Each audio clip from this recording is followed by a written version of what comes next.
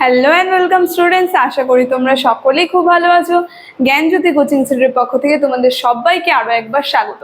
তো আমি মীরা ম্যাম, আজকে আমি তোমাদের ইউনিভার্সিটি থেকে আবার একটি বাংলা সাবজেক্ট থেকে নতুন টপিক নিয়ে চলে এসেছি।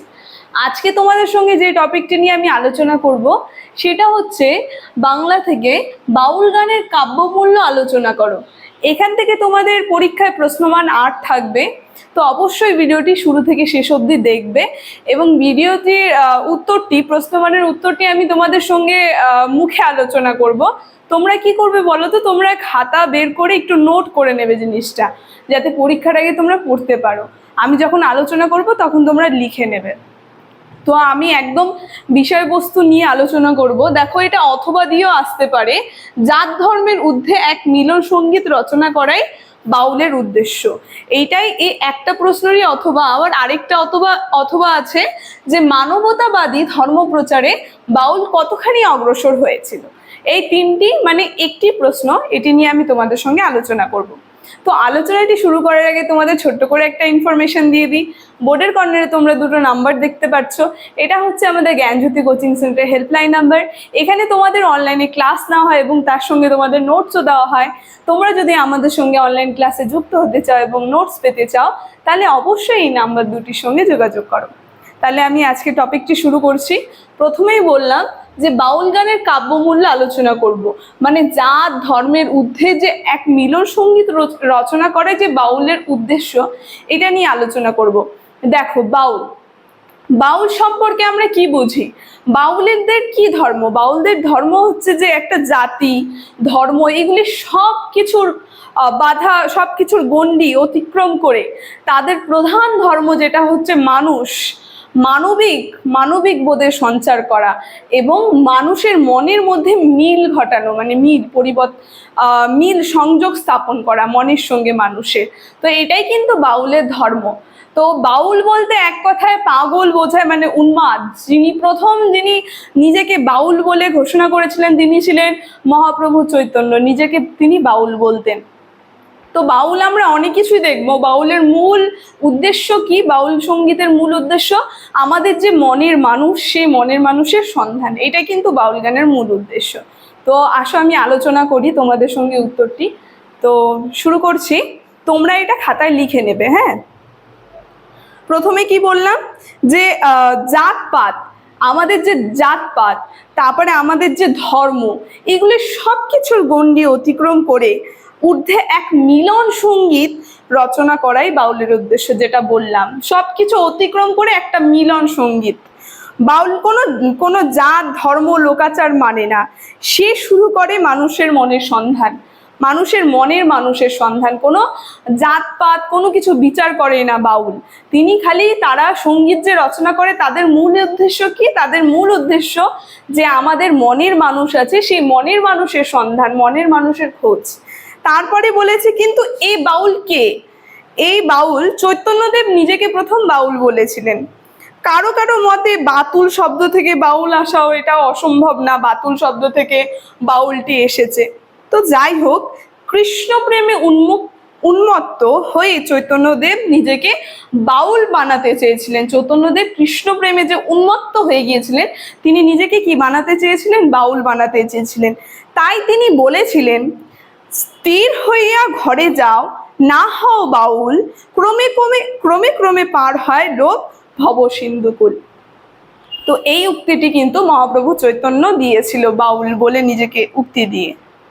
তারপরে বলেছে যে বাউল সাধনার অর্থ যাহা আছে ব্রহ্মাণ্ডে তাহা আছে এই দেহভ্রাণ্ডে, মানে এই ব্রহ্মাণ্ডে আমরা যা সকল কিছু দেখতে পাচ্ছি, সেই সকল কিছু কিন্তু আমাদের এই দেহভ্রাণ্ডের মধ্যে রয়েছে। আমরা বাইরে দেখি, বাইরে খুঁজি, কিন্তু সমগ্র কিন্তু আমাদের ভিতরে রয়েছে। আমাদের যে মনের মানুষ, সেটা কিন্তু আমাদের ভেতরেই রয়েছে, আমাদের মনে, হৃদয়ে। তাই বলেছে, রবীন্দ্রনাথ বাউলদের সম্পর্কে একটা সুন্দর মন্তব্য করেছেন। দেখো রবীন্দ্রনাথ কি বলেছে। রবীন্দ্রনাথ বলেছে, ওরা অন্তেজ্য, ওরা মন্ত্র বর্জিত, মানে যারা মন্ত্র করে পূজা পাঠ করে, ওরা মন্ত্রও করে না, ওরা মন্ত্র বর্জিত। ওরা দেবতাকে খুঁজে বেড়ায় তার আপন স্থানে, মানে নিজের যে আপন স্থান যেটা হচ্ছে আমাদের হৃদয়, এই হৃদয় তারা কি করে? দেবতার খোঁজ করে। সকল বেড়ায় বাইরে সহজ ভক্তির আলোকে। কি বাইরে ঘুরে ঘুরে বেড়ায়, সবাই কি করে, বাইরে ঘুরে ঘুরে বেড়ায়, কিন্তু তারা কি করে, তাদের ভিতরে যে মনের মানুষ আছে সেই মনের মানুষের সন্ধান কিন্তু সেই বাউলরা করে থাকে। তারপরে আবার একটু বলেছে যে মানবিকতায় বাউল গানের মূল বক্তব্য। বাউল গানের মূল বক্তব্য কি? দেখো, জাতি ধর্ম এগুলো আসলে কি হয়, জন্মের পরে এগুলো মানুষ সৃষ্টি করে যে এই জাতি এই ধর্ম, কিন্তু আমাদের সব থেকে বড় ধর্ম কি? সব থেকে বড় ধর্ম হচ্ছে যে আমরা একজন মানুষ, এটাই কিন্তু আমাদের সব থেকে বড় ধর্ম। তো এই মানবিক বোধটার কিন্তু সঞ্চার ঘটায় এই বাউলরাই। তাই বলেছে মানবিকতার বাউল গানের মূল বক্তব্য। মানব জীবনের সাধনাই বাউলকে সাধনার পথে নিয়ে যায়। মানব জীবনের যে সাধনা সেটাই বাউলকে সাধনার পথে নিয়ে যায়। জাগতিক লোভ লালসা এইসব অতিক্রম করে বাউল মহান মিলনের কথা বলে। এর জন্য রবীন্দ্রনাথ লিখেছেন, দেখো রবীন্দ্রনাথ কি লিখেছেন, এই গানের ভাষায় এবং সুরে হিন্দু মুসলমান কণ্ঠ মিলেছে, কোরআনে পুরাণে ঝগড়া বাঁধেনি, এই মিলনে ভারতের সত্য পরিচয়, বিরোধে বিবাদ বর্বরতা, জাতপাতের ঊর্ধ্বে বাউল মানুষের কথা বলতে চেয়েছে। মানে আমাদের মধ্যে যে এত দ্বন্দ্ব, হিন্দু মুসলিম ধর্ম নিয়ে এত বিবাদ, এই বাউল গান কিন্তু কি করেছে, দেখবে একটা ধর্ম এগুলো সব গণ্ডি পার করে দু ধর্মের মানুষের মিল করার চেষ্টা করেছে, মিলন করার চেষ্টা করেছে। তারা কিন্তু ঝগড়া লাগায়নি, তারা বলেছে যে ঈশ্বর এক, মনের মানুষ এক, সবার হৃদয়ে একই ঈশ্বর বাস করে। তাদের গানের, তাদের সাধনার এটাই উক্তি। তারপরে বলেছে সাধারণ মানুষের অধিকারের কথা বাউল ঘোষণা করেছে। সাধারণ মানুষের যে নিজস্ব অধিকার, এই অধিকার নিয়ে বাউল কিন্তু ঘোষণা করেছে। তারপরে বলেছে সংকীর্ণতা নয়, মানব জীবনের উদারতা, এই মানবিকতায় বাউলের লক্ষ্য। মানে মানব জীবনের যে উদারতা, এটা যাতে মানুষের মনে উদারতার সৃষ্টি হয় এবং তার সঙ্গে মানবিকতার সঞ্চার ঘটে, এটাই হচ্ছে বাউলদের লক্ষ্য।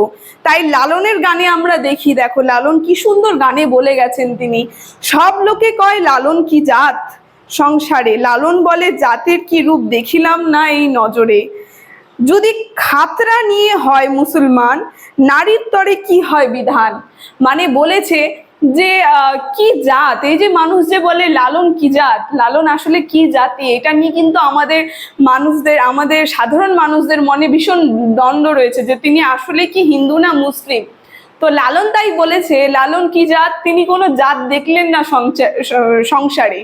আর যদি পুরুষেরা, একটা ওদের পর্ব হয় মুসলিমদের, এই যে খাতরা, যদি খাতরা পুরুষদের চিহ্ন হয় যে এটা মুসলিম, তাহলে নারীদের চিহ্নটা কি দিয়ে বিচার করবে তুমি যে হিন্দু না মুসলিম? তাই বলেছে। তারপরে বলছে বাউল গানে আধ্যাত্মিক আদর্শ আছে আর আছে ভক্তি। বাউল গানের মূল উদ্দেশ্য কি? আধ্যাত্মিক যে আদর্শ, ভগবানের সঙ্গে বা মনের মানুষের সঙ্গে মিল এবং ভক্তি মানুষের মনে, বাউল গানের মধ্যে কিন্তু এই সমস্ত জিনিসই রয়েছে। তবে ভক্তি, গুরুকে সামনে রেখে বাউল গানের সাধনায় পথে নেমেছেন এবং মানুষের অন্তরের বেদনা এবং বিবেক বাউলের সার্বিক রূপ দিয়েছেন। এটাই হচ্ছে বাউল গানের মূল উদ্দেশ্য। সেখানে কোনো জাত ধর্ম নয়, মানুষের মানবিকতাই প্রধান। তো এই বাউল গানের মধ্যে দিয়ে যে মানুষের যে মানবিকতা, এটা সব থেকে যে প্রধান আর বড় অংশ মানুষের ধর্ম, এটাই কিন্তু বাউলদের প্রধান উদ্দেশ্য।